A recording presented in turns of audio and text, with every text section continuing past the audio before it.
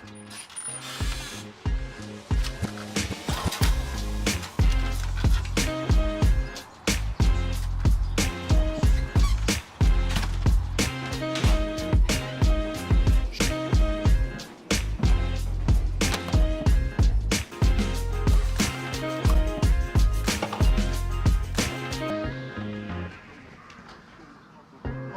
go.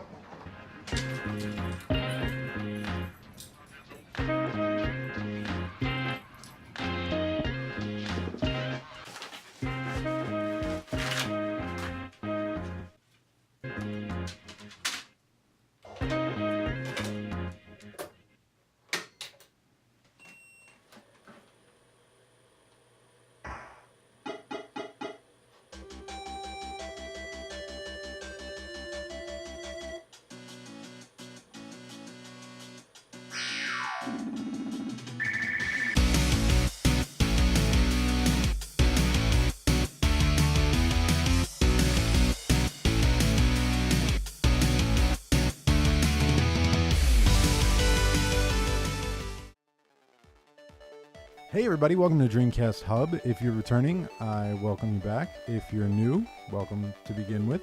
If you're a subscriber, I absolutely love you. Thank you so much, and you're pretty amazing. You're the best.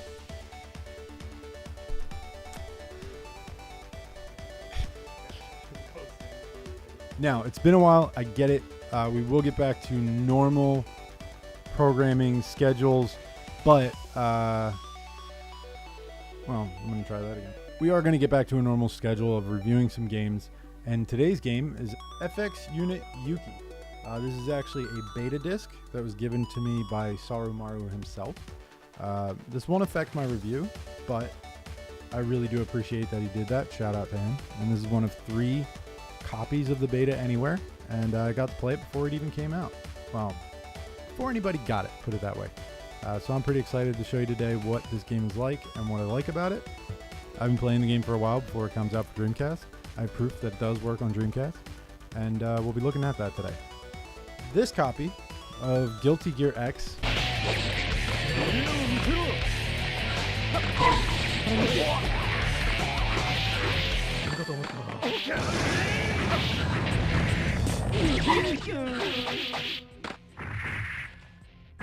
might interest you if you don't own it yet, because we will be giving it away at the end of the video.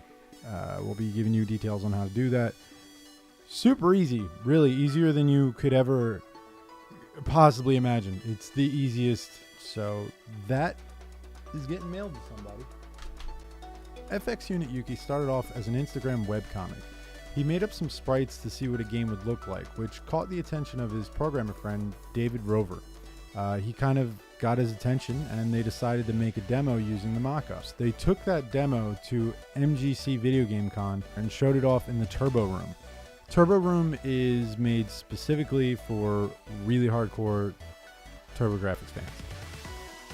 They unanimously loved it, and because of that, he decided to make the game into a reality and move forward with a Kickstarter.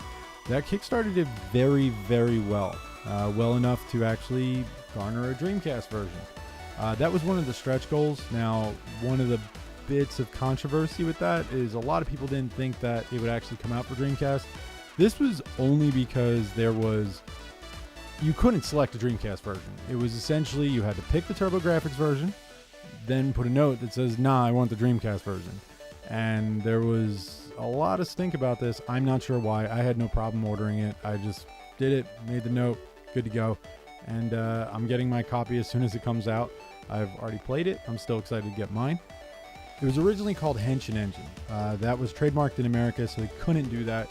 They decided to go with FX Unit Yuki, but they did have to redo all of their paperwork, which you could imagine is a pain in the ass. Story time. This game takes place in the 90s, in a Japan alternate called Retro Machi Jipang. Yuki Shirakawa, a student of the Yellow Bee Academy, is a self-proclaimed gamer pro whose beloved console is the FX engine by the JEC company. She landed an apprenticeship for the company who made her favorite console as a tester for the newest games they create. She gets to meet Nobuyuki, the lead programmer for JEC, and also N. N is an advisor to JEC. He would eventually be her guide in her upcoming virtual adventure. Yuki, while working at JEC, stumbled upon a special FX engine prototype and instantly feels a connection to it.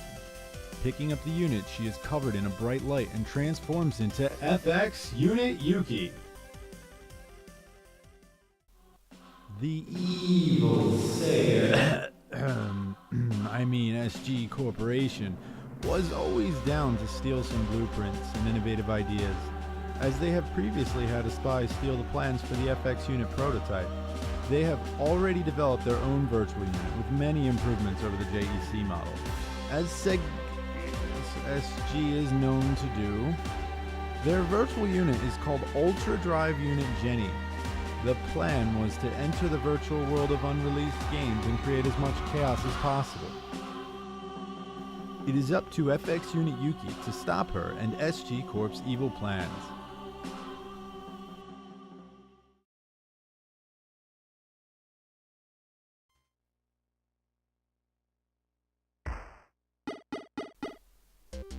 So the story is cool, but how does the game play? The gameplay is tight and responsive. You have 3 main attacks: Plasma Slash, which is your standard attack, Upward Slash for flying enemies, and you even get a charge attack, similar to Mega Man's Mega Buster, to hit enemies at a distance or destroy barriers to proceed. You will unlock new abilities throughout the game, like a double jump, the aforementioned charge attack, and even a little companion bot to block enemies. You can also go for a swim, which reminds me of the Ninja Turtles underwater mission on the NES. You know the one.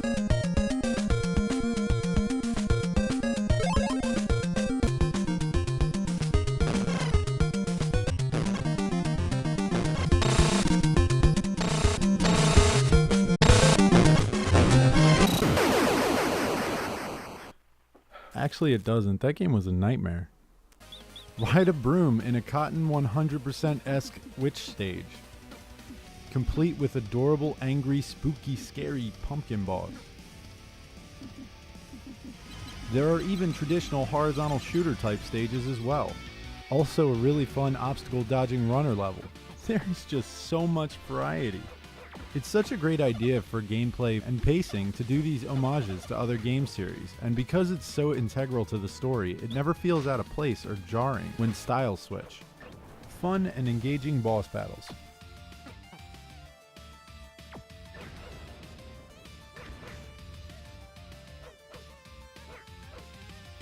You will find a ton of different gaming references even in dialogue. It's like it isn't about just this one specific character, but a celebration of 16-bit gaming as a whole.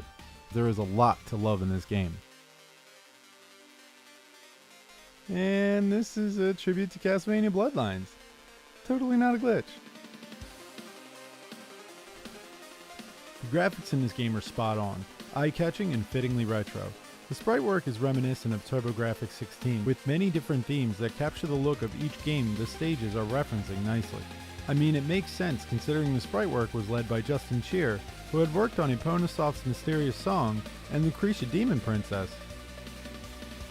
He and Saru created a really fun game world to jump in and kill things. The cutscenes are done in full color. The characters are very expressive. If you like the webcomic, you will love this art all the same.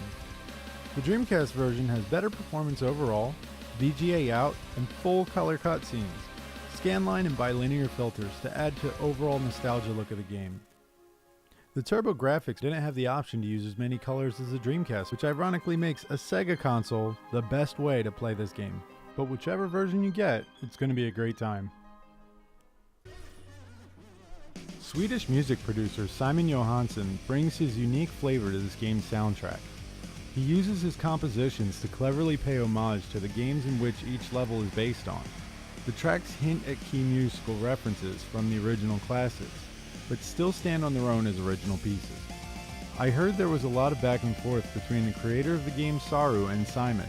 Whatever the process was, all the work paid off. I must say this music is phenomenal.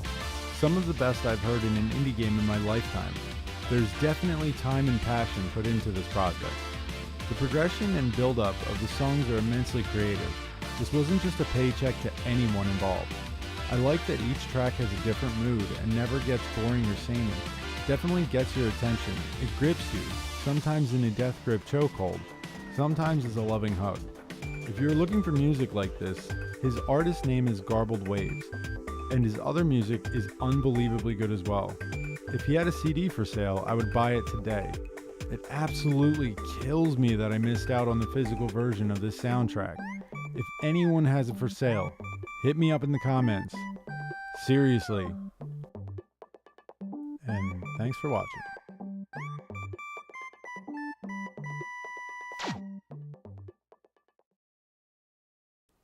So, Guilty Gear X.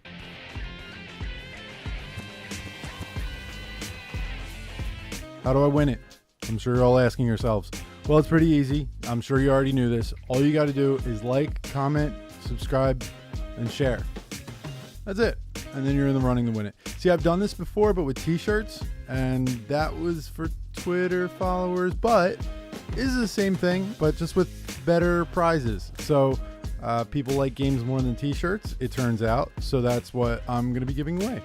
And the game that I'm giving away, Guilty Gear X, is a really fun 2D fighter. If you haven't played it yet, it's pretty amazing. If you don't win it, pick it up. I will not be doing any sports games giveaways, because nope. If you're looking for me, my personal Instagram is Spooky Rusky. If you're looking for a Dreamcast Hub, the Dreamcast Hub official Twitter is at DreamcastHubCom. So go there. It's a good Twitter. If you look at my media in there, my media is fire. So just look at some of the photos, and it's a good time. We have a Facebook group, obviously. If you go to facebook.com and you type in Dreamcast Hub, what will come up is one of the largest groups anywhere for Dreamcast, period. It's about 3,500 members. Not only do we have people on there just for chatting, discussions, we have contests. We also actually have people selling on there as well. There's actually people that only sell on Dreamcast Hub on Facebook. It's pretty cool. You can chat with me if you want. Yeah, we got a lot of people, so just join up. And finally, thank you again to Sarumaru. I'm probably pronouncing that wrong. I do apologize for providing this game, because without it, this review would not be possible. I really, really genuinely appreciate it. You are the best. I am going to be putting all of your social media in the description. Everybody go check him out. He does amazing art. Created Henshin Engine and now FX Unit Yuki. He has webcomics, an awesome YouTube channel. He's a pretty amazing artist. Check him out. I think it's pretty much it. So thanks again for watching. You guys are awesome. I love you. Bye.